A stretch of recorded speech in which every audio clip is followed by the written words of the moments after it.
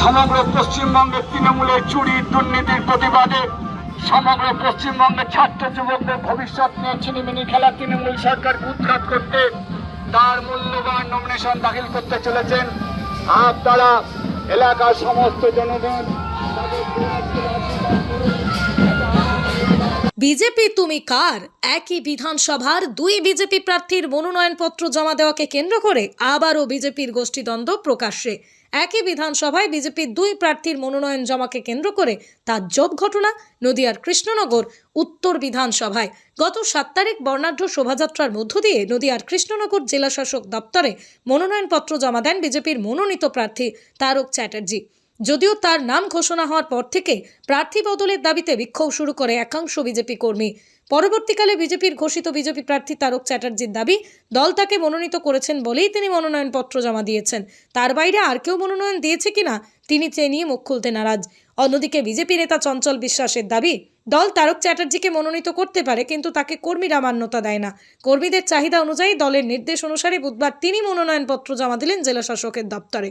বলা যেতেই পারে, নমিনেশন জমা দেওয়াকে কেন্দ্র করে আবারও প্রকাশ্যে গোষ্ঠীদ্বন্দ্ব উঠে আসলো বিজেপি।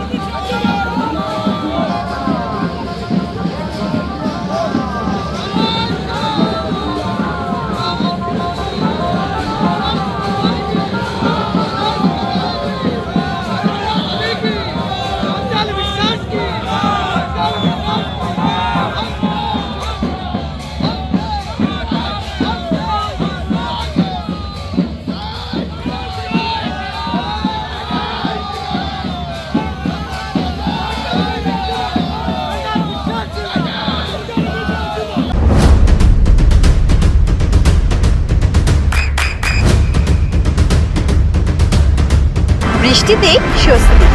বৃষ্টি অ্যাকোয়া বিশুদ্ধ পানীয় জল। কিভাবে দেখছেন?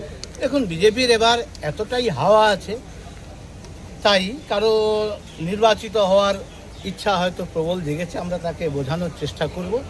বিজেপি সর্বত্র সিঙ্গেলই লড়ছে, বরঞ্চ তৃণমূলের মধ্যে তারা ডিভাইডেড, বিভিন্ন জায়গায় বহু উপপ্রার্থী উপদল তারা দাঁড়িয়ে গেছে।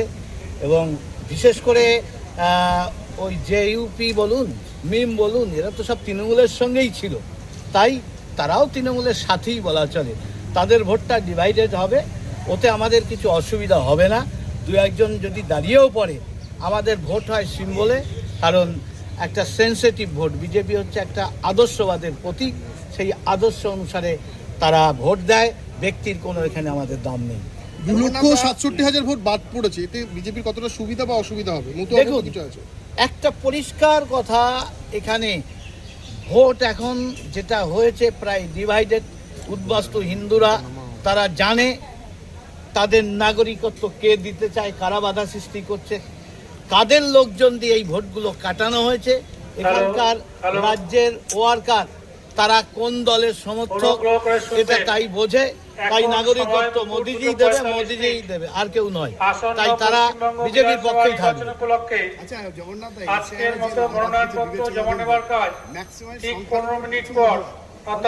সেই সমস্ত এলাকায় কি আপনারা তার মানে অ্যাডভান্টেজ পাবেন এসআর এই বিবেচনাধীন? অনুগ্রহ করে শুনুন, এখন সময় দুপুর 2:45। যেটা বলছিলাম, বিবেচনাধীন ভোট আর বাদ যাওয়ার ফলে সংখ্যালঘু এলাকা আপনাদের কি সুবিধা হবে বলে মনে করছে? আবার জুডিশিয়াল যত বাতিল করেছে তাদেরকে পুনরায় আবার নেওয়া হচ্ছে। অনেকেরই লিঙ্ক আপ আছে, ভুলবশত যে করে বাদ পড়েছে, যাদের সঠিক তথ্য আছে। আমাদের যে 11টি ডকুমেন্ট সহ যেগুলো পরে পুনরায় আবেদন করলে তাদের ভোট অনেকেরই আবার উঠবে, এবং তাদের তোলার জন্য নির্বাচন কমিশন হামেশা তৈরি আছে। ভোটের আগের দিন পর্যন্ত ভোটার লিস্টে নাম। ট্রাইব্যুনালের তো শোনা যাচ্ছে যে 26-এর ভোটের ক্ষেত্রে 9 তারিখে লিস্ট বেরিয়ে যাবে। তা ট্রাইব্যুনালে তো অনলাইন অফলাইন চলেই যাচ্ছে, কি করে ভোট দেবে তারা? না, আপাতত তারা আবেদন করছে, এবং যত তাড়াতাড়ি এর সমস্যা সমাধান হবে। ভোটার লিস্টে এডিশন চলতেই থাকবে। কেউ যদি প্রকৃত নাগরিক হয়, তার বৈধ কাগজপত্র থাকে, তিনি ভোট দেওয়া না, এটা সম্পূর্ণ একটা ভ্রান্ত ধারণা, কোনো উদ্দেশ্যে, রাজনৈতিক উদ্দেশ্যেই ছড়িয়ে দেওয়া হচ্ছে।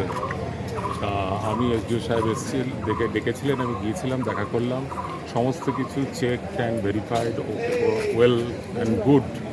কিন্তু প্রতীক নিয়ে তিনি এসছেন এটা নয়, তিনি হয়তো দলের পতাকা নিয়ে আসতেন, কিন্তু প্রতীক আলাদা জিনিস। প্রতীকটা একদম আমাদের রাজ্য সভাপতি কেন্দ্রীয় যে তালিকা বেরিয়েছে সেই তালিকার ওপর নির্ভর করে সেই তালিকা মতন সেই বি ফর্ম যেটা প্রতীক চিহ্ন দেওয়া হয়, সেটা আমার নাম যেহেতু কেন্দ্রীয় স্তর থেকে বেরিয়েছে সেই জন্য আমার নামেই রাজ্য সভাপতি সেটা অ্যালট করেছে এবং সেটা সম্পূর্ণরূপে সমস্ত কাগজপত্র চেক অ্যান্ড ভেরিফাইড হয়ে জমা করা হয়েছে। তারা দাবি করছে কর্মীদের মধ্যে একটা ক্ষোভ রয়েছে, সেই কারণেই আপনার বিরুদ্ধে তারা দাঁড়াচ্ছে বাইরে। এটা আমি বলতে পারবো না, কারণ আপনাকে নিয়ে কি কোনো ক্ষোভ রয়েছে এখনো? আমি সম্পূর্ণরূপে এটা যেখানে নির্দিষ্টভাবে নির্বাচন কমিশন জমা নিয়েছেন সেইখানে আমি সেটা জমা দিয়ে দিয়েছি। আপনার কাছে কি প্রতীক এসে পৌঁছেছে? আমি জমা দিয়ে দিয়েছি প্রতীক একদম। এই যে প্রার্থী যিনি চঞ্চল দীর্ঘদিন ধরে প্রার্থী করছেন তিনি দাবি করছেন যে প্রতীক এসে পৌঁছায়নি এবং ওনার কাগজপত্র ইনকমপ্লিট। তা প্রতীক যদি তার কাছে থাকে তাহলে তিনি জমা দেবেন। আমার তো বিজেপি পার্টির পক্ষ থেকে রাজ্য সম্পাদক এবং সম্মানীয় বিরোধী দলনেতা শুভেন্দু অধিকারী মহাশয় এবং আমাদের সম্মানীয় জেলা সভাপতি অর্জুন কুমার বিশ্বাসের উপস্থিতিতে আমরা এসডিও সাহেবকে আমরা 6 তারিখেই সেই প্রতীক সহ সমস্ত পেপারস জমা দিয়ে দিচ্ছি। এই যে বিজেপির দ্বন্দ্বটা প্রকাশ্যে আসলো, ভোটের দ্বন্দ্বের কিছু নেই, দ্বন্দ্ব নেই, এ বিষয়ে মন্তব্য নিষ্প্রয়োজন। মানুষ তৈরি হয়ে বসে রয়েছে যে আগামী 29শে এপ্রিল ভোটের যে বাক্স, সেই ভোটের যে ইভিএম, সেই ইভিএমে পদ্মফুল চিহ্নে আমাদের কৃষ্ণনগর উত্তর বিধানসভার রাষ্ট্রবাদী জাতীয়তাবাদী জনগণ তারা একেবারে পরিবর্তনের লক্ষ্যে আজকে তৃণমূল কংগ্রেসকে একদম রাজনৈতিকভাবে গণতান্ত্রিক উপায়ে তারা বিসর্জন দিতে প্রস্তুত। কারণ এই লড়াই হচ্ছে আমাদের এই সোনার বাংলা বাঁচানোর লড়াই, এই লড়াই পশ্চিমবঙ্গকে উন্নত করার লড়াই এবং যুব সমাজের কর্মসংস্থান তার ঘরেই তৈরি করার লড়াই। সুতরাং এই লড়াইয়ে মানুষ একেবারে একজোট হয়ে গেছে। চঞ্চলবাবু এখন তা সত্ত্বেও অভিযোগ করছেন তৃণমূলের সাথে সেটিং করে আপনারা প্রার্থী হয়েছেন এবং তার জন্যই এত বড় ওই যে অভিযোগ। আপনাদের জেলা নেতৃত্ব এত বড় অভিযোগ করছেন যে সেটিং করে যাতে তৃণমূল প্রার্থী জিততে পারে বলেই আপনাকে দাঁড় করিয়েছে। দেখুন, জেলা নেতৃত্ব আর্থিক দুর্নীতির অভিযোগ। উনি যে গণতান্ত্রিক দেশ, সকলের রকমভাবে মতামত রাখতে পারেন, কিন্তু এ বিষয়ে আমার কিছু বলার নেই, ওনার ব্যক্তিগত মতামত। যেখানে বলছেন কৃষ্ণনগর উত্তরে বিজেপি প্রার্থী আমাদের কাছে কোনো পছন্দের নয়, সেই জন্যই তিনি এসছেন এবং বিজেপির সিম্বল নিয়ে দাঁড়াবেন বলছেন।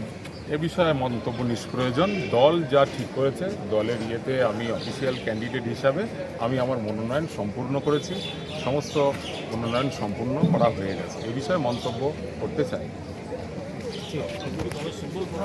উত্তরে যে একজন একজন প্রার্থী দিয়েছে, মানে যে প্রার্থী প্রথম কথা হচ্ছে তার ওই নমিনেশন ইনকমপ্লিট, পুরো কমপ্লিট হচ্ছে কিনা আমার জানা নেই, কালকে পর্যন্ত হয়নি। আজকেও এসেছিলেন তুমি? হ্যাঁ, যাই হোক, আর প্রার্থী আমাদের পছন্দ হয়নি, তার প্রতিবাদে আমরা করছি। আপনি কি আশা করছেন যে আপনি প্রতীক পাবেন? প্রতীক না পেলে আমার অটোমেটিক্যালি আমি ইন্ডিপেন্ডেন্ট হিসেবে দাঁড়িয়ে দাঁড়াবেন। আপনি লড়াইয়ের ময়দানে থাকছেন, তাই তো? এই মুহূর্তে বলে নাই। দীর্ঘদিন ধরে আপনি তো বহুকাল দল করছেন, তার সাথে এই কড়া সিদ্ধান্ত আপনাকে কেন নিতে হলো? বাধ্য, মানে অসহ্য হয়ে গেল, কারণ এই মানে বেআইনি এবং মানে অযোগ্য প্রার্থীকে দিয়ে কৃষ্ণনগর শহরটাকে হারিয়ে দেবে, এইটা আমরা চাচ্ছি না। মানে একটা অভিযোগ উঠছে যে তৃণমূল প্রার্থীর সাথে গঠা করে এটা হয়েছে, আপনি কি মানছেন এই অভিযোগটা? হ্যাঁ, মানি। এবং 2022 সালে যে ক্যান্ডিডেটটা এসছে লেফট ব্যাকগ্রাউন্ড নিয়ে, তাকে মানে সবার ইচ্ছার বিরুদ্ধে প্রার্থী করা, এটাকে আমরা মেনে নিই। মায়ের অভিযোগ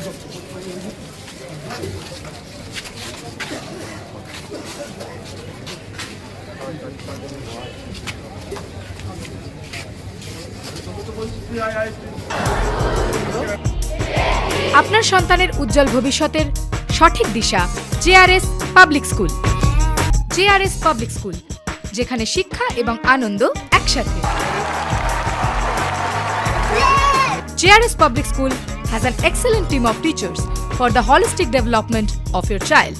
আপনার সন্তানের উজ্জ্বল ভবিষ্যতের একমাত্র ঠিকানা JRS Public School। আপনি কোথায় ইনভেস্ট করবেন, কেন করবেন, বুঝতে পারছেন না তো? সঠিক গাইডলাইন পেতে আজই আসুন নদিয়ার চাকদাতে নিবেদিতা প্রাইভেট লিমিটেডে। Nivedita private limited, marketing and distribution service. Balcony বা সিঁড়ির রেলিং, মডিউলার কিচেন বা ড্রয়িং রুম, এক কথায় আপনার স্বপ্নের বাড়িকে করে তুলুন আরো সুন্দর। Chakdaha ply centre, gorgeous look বা কোয়ালিটি সবে 3 number 1 Chakdaha ply centre. Chakdaha ply centre, KBM Chakdaha Nadia. হোমওয়ার্কটা করেছো? হ্যাঁ স্যার। এ বাবা, ভুল করেছো কেন? চোখে কেমন ঝাপসা দেখছি, লিখতে আর পড়তে খুব সমস্যা হচ্ছে। চাকদার মডার্ন অপটিক্স থেকে ভালো চোখের ডাক্তার দেখিয়ে নাও। প্রতিদিন প্রকৃত চোখের ডাক্তার ও দৃষ্টি বিশেষজ্ঞ মডার্ন অপটিক্স চাকদহে। নদিয়া জেলার সবথেকে বড় বিল্ডার্স চাকদার মা মনসা বিল্ডার্স, রড ও সিমেন্টের পাইকারি ও খুচরো বিক্রেতা। মা মনসা বিল্ডার্স, পদ্মবিলা, চাকদা, নদিয়া। রুম রে মাত্র 1500 টাকা থেকে স্টার, খাওয়া দাওয়া রিজনেবল প্রাইস। নদিয়ার একমাত্র 3 স্টার ক্যাটাগরি হোটেল NB সোনার বাংলা হোটেল, কল্যাণী এইমসের ঠিক উল্টো দিকে, কল্যাণী নদিয়া। নদিয়ার একমাত্র অথরাইজড ডিস্ট্রিবিউটর ঘোষ কমিউনিকেশন, থানার মোড়, চাকদা।